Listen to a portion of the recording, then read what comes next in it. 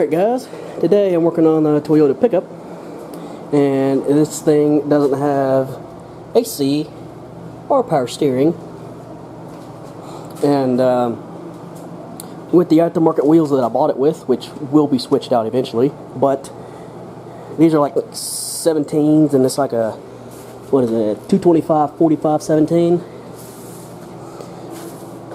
With these wide tires, it is a bear to turn with manual steering. If this had the factory 14-inch, 195, 75, 14, it'd be easy to turn. My buddy's got a 94 just like this. His actually has AC. I don't know why this didn't come with AC. I wish I would have called it. Probably still would have bought it, because everything that is this mileage is like twice as much as what I paid for this. But his is a lot easier to turn. This is a pain in the butt to turn. So I don't have my AC stuff yet, but I do have my power steering stuff, and this is a full kit that I got off of eBay. I did get an extra line because this line was messed up and leaking, which I knew when I purchased it. I also have an AC kit coming. However, it's not a full kit because the eBay seller was, needless to say, not helpful. I was trying to order the AC kit, and the dude kept on saying that it wasn't his fault that I couldn't buy it, and that the shipping calculator wasn't working, which it was working. It's just he had all of his lists wrong, so it wouldn't calculate shipping, and he just basically stopped responding to my messages. So I had to order stuff all separately. But anyway, this has got the AC lines, the belt, gearbox. I bought separately the steering shaft, because the steering shaft is different between power steering and manual steering. And this is the pump, the bracket, and the coupler, and some of the lines. So, and also something very important, this bolts onto the crankshaft. So I'm going to go through all this and try to piece together where it goes, and then I'll be back. Alright, fast forward some time, and remove the airbox snorkel because it's all up in the way. I got my pump and bracket, I got my gearbox, my steering shaft, which I had to buy separately, and these most of the time aren't listed whether they are power steering or non-power steering. Basically, look right here. This one is short for power steering. See how long this one is? That's for manual steering. Then I got my little cooler, which I'm eventually going to change this out, especially since this one's bent. Because I don't have my condenser in, it technically won't mount, so I'll just probably have to zip tie it up for now. My reservoir, which bolts right here, and there's a flat spot here, and a flat spot here. You're going to have to drill your own holes, and the nuts aren't on the back side, so you'll have to figure that out. I got all my hardware. You need the extension for the harmonic balancer, because the power steering runs on an extension that bolts onto the harmonic balancer. It came with a belt. It came with a couple more mounts for the gearbox. I don't know if I need those or not. Here's the pressure switch, which I can't hook up right now because I don't have my idle up solenoid or valve. It hasn't even shipped yet, and it's coming from the UAE, so I don't know how long that's going to take. I got a new coupler with it, which I don't need. What I have figured out so far is if you go to a junkyard, make sure you get this little accessory bracket. But I had to move this clamp around. I had to take this ground wire off, which was bolted right here on that lower bolt hole, because this, and pulled the dipstick out, because this mounts at this top hole. At this top hole, that bottom hole, and there's another hole down under here that it mounts on. Also, it mounts right here. You might have to clean that out because mine was full of mud or oil. And then way down here at the bottom, I'm probably not going to be able to get a picture of it, but down here on the block,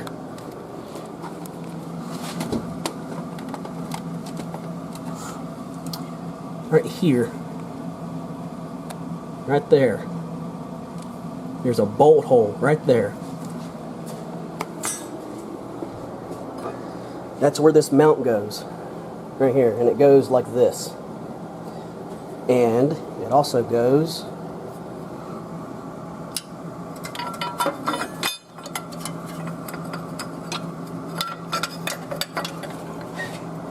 like this. It goes between your alternator bracket and your belt, and then bolts onto the bottom.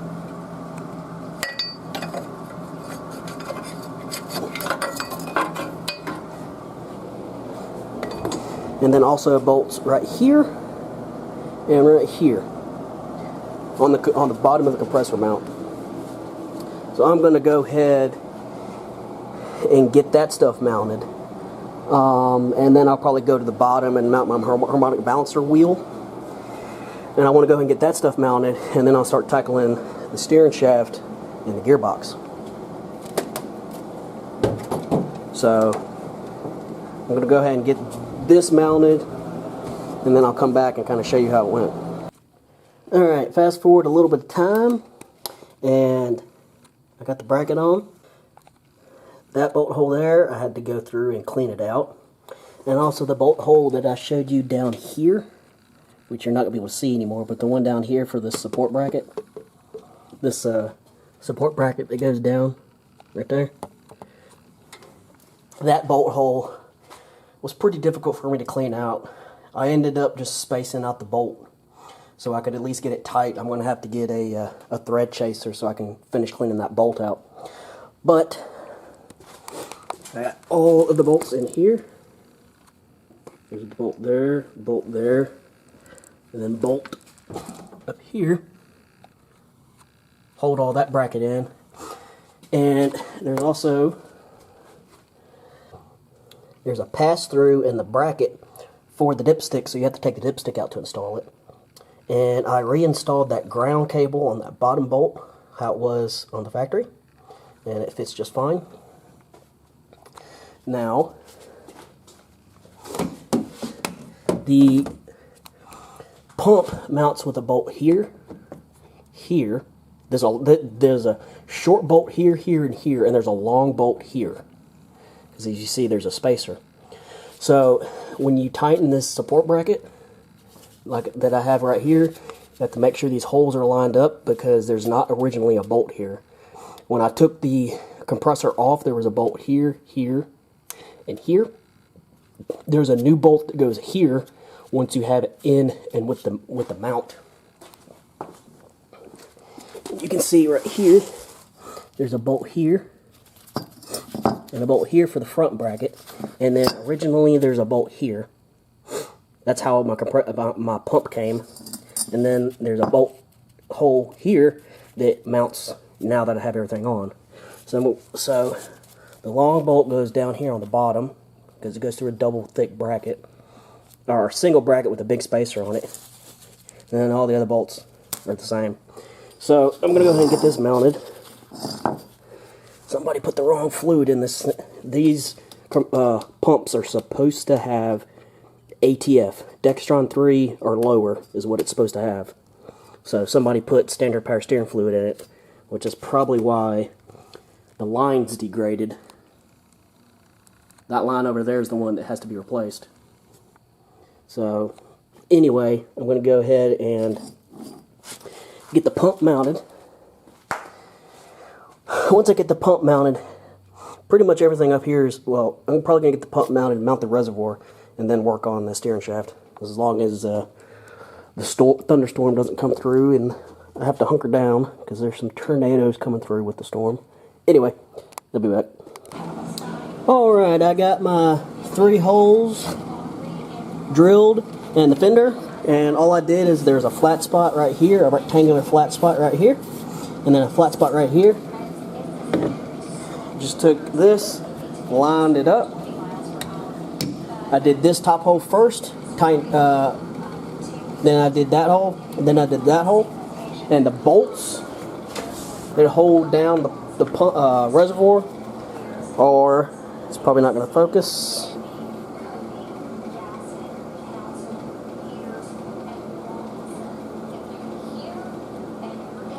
These bolts are, cut their own thread. I might eventually put I might eventually take that and put riv nuts in there and actually put some Allen head bolts, but these are fine. So I just drilled the holes out to 3/16 and then just ran the bolts in and out to thread them. And I also attached this to the pump so I could kind of have a location. This line is basically permanently formed to how it was mounted before, so it's not exactly, I would have liked to mount it in the center of each of these holes. Got to center of that, but not these, but that's fine. So this is one of the cooler lines. It's going to go out up front to the cooler, which goes through this hole right here.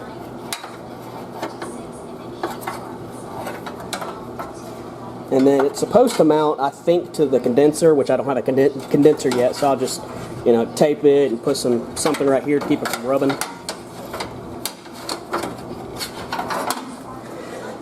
And then the main line, it's kind of hard to show, but the main line actually connects right here and loops around into the pump hole right down here with the banjo bolt. And this, so it mounts something like this, but I can't show it exactly right now until I get the pump mounted. So I'm going to go ahead and mount this. Actually, I'm probably going to take this out so I have more room to get the steering shaft out and then get the gearbox out. Alright, now I'm going to take the steering shaft out. So there's a bolt right here I took out. You have to have the steering wheel facing this direction. And then there's another bolt down here which I haven't taken out yet. And once you take that bolt out, this whole shaft should slide. Alright. I got that loose, but I can't get it off. I don't really have a good pry bar or way to, you know, hit it off at the house. But I did take the two nuts off the rubber isolator. On the inside, where the steering column, where the bolt, you took the bolt out and it split, I went and spread that apart a little bit. And once I spread it apart, I could push this forward by just grabbing it and shaking it really good until I got it enough where I could put my pry bar between this stud and that, and then I pried it back.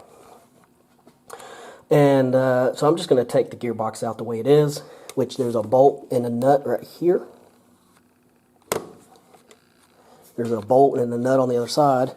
And then down here,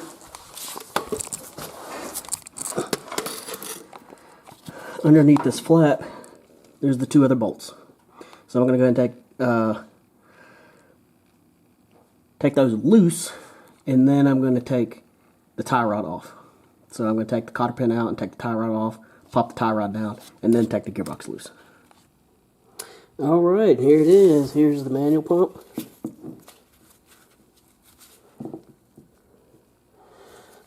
And here's the power. There is pretty big difference. That one's tiny, this one's bigger. Same amount of bolt holes. 2 bolt holes there with a nut on the other side, 2 bolt holes with a nut, and then a bolt and a nut, bolt and a nut. And it goes right here. There's a bolt there, bolt there. And it goes through, and there's a nut right on the other side of these brackets on this side. So, now I'm going to take this, go ahead and put it in, and bolt it back down. Here's the old hardware. It came with new bolts, so I'll probably use the new bolts, even though they're the same bolts, I guarantee it. So the pump comes straight out the top, so you will have to remove your airbox. So I'm just going to drop the other one in, put the bolts in, tighten them up. Before I do that though, here's both shafts. Here's the power steering shaft. Here's the manual shaft, and you can tell one's an inch difference in length. Both here, but also down here you can see where it starts. Alright.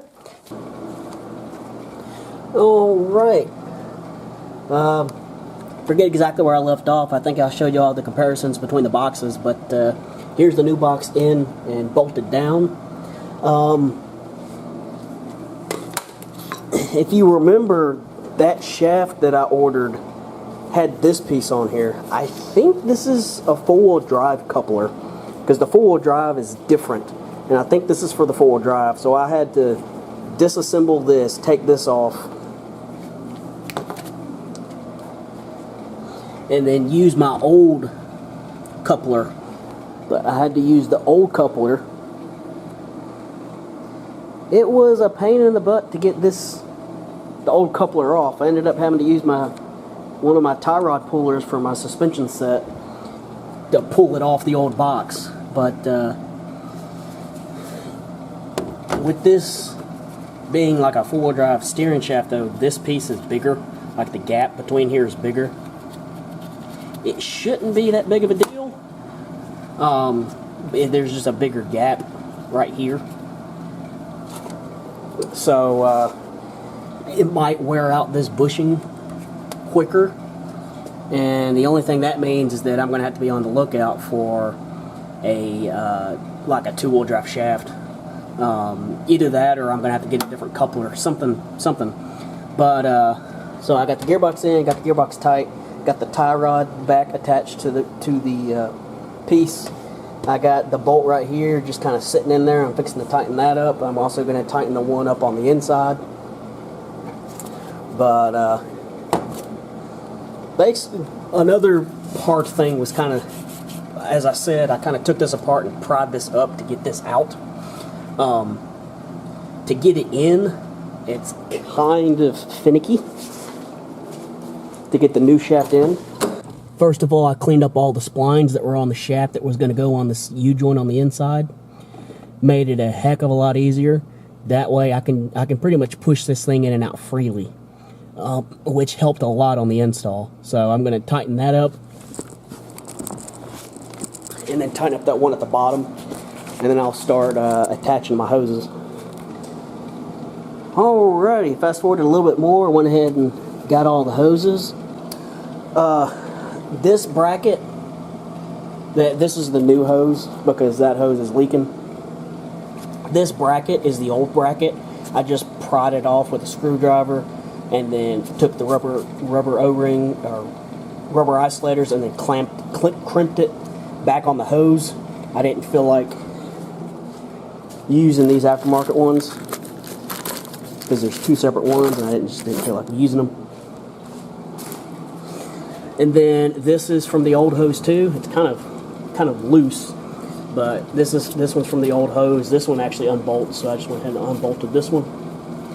And this is one of the cooler hoses. The pressure hose goes from here, goes over, and goes right there where that big old banjo bolt is. And then the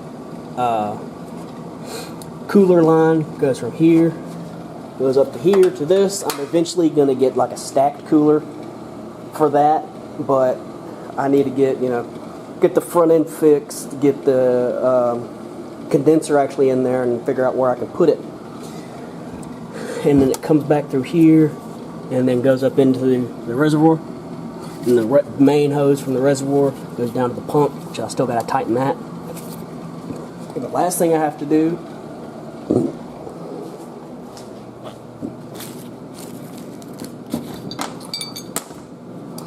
is put the pulley on it and then put the belt on it. So I'm going to go ahead and do that, and then I'm going to clean up some of my tools. I was fairly clean, and then I had to mess with taking the piece off of that and swapping it with the piece from that, and the shaft kind of made me pull out a whole bunch of tools trying to get everything pried apart. So I'm going to put most of the tools up, and then I'll jack up the front, put fluid in it, turn the wheel back and forth until it goes down, fill it up, keep on doing that over and over again until nothing else comes out of the reservoir. And then I can put the air box and all that stuff back in it, and then I should be able to start it up and drive it with power steering. It's probably going to make a little noise because I think that pulley is bad. It's got some grind. You can feel it when you move it, and also probably see it in the video. this pulley is warped. So I assume someone's already, this is an aftermarket pump, and somebody pried this pulley off wrong and bent the pulley. So hopefully this bent pulley doesn't cause the belt to walk off. But I'm going to have to look for a new pulley because that pulley's bent. Alright, the pulley is bolted on to the harmonic balancer. So now I got 3 pulleys. The main pulley in the back, the AC pulley in the middle, power steering pulley in the front. Now all I got to do is put the power steering belt on. Which there's the adjustment right there. So just adjust it down, put the belt on. And there it is, all put back together. The only thing I don't have, like I said, because I don't have AC yet, I don't have the idle up valve. There's a idle up diaphragm valve that goes right here. And these 2 hoses right here in this little solenoid that screws into the top of the pump. One of these go here. One of them go here, and then the other one goes to this diaphragm. So when you're turning the wheel, it can actually, idle up and down depending on the load that the pump is under. Right now I just have it capped off so nothing gets in it. Whenever I get that, which I think I mentioned at the beginning of the video, it's coming from the UAE. So I'm guessing that's where Toyota has their factory parts manufactured, or because there's a bunch of Toyotas in the UAE, I'm guessing there's a bunch of them over there. Anyway, so that's going to take a while. But I should be able to get my AC stuff done, and then I can actually use that valve, because there's a little solenoid that goes here that connects to this connector, and then that also goes to the idle up valve. So I'll probably do all that at the same time, maybe, possibly, depending on how long it takes me to get the rest of my AC stuff. So yeah, it's all put back together. I have put some fluid in it, but I'm probably going to have to put more in it. But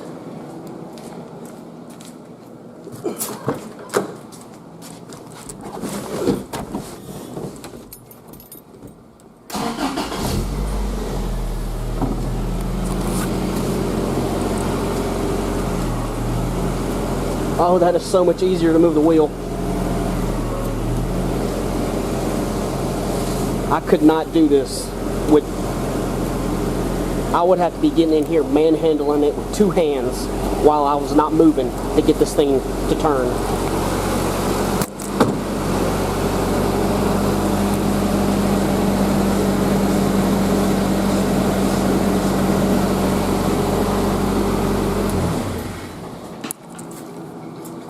That'll make this a heck of a lot easier to drive. I haven't been able to drive it yet, but because I'm still waiting on to get license plates and all that stuff. But yeah, so that's where I'm going to end this for now. This is easy to do. You just one side goes under here, like I said, and the other side I think goes to the underside of this valve.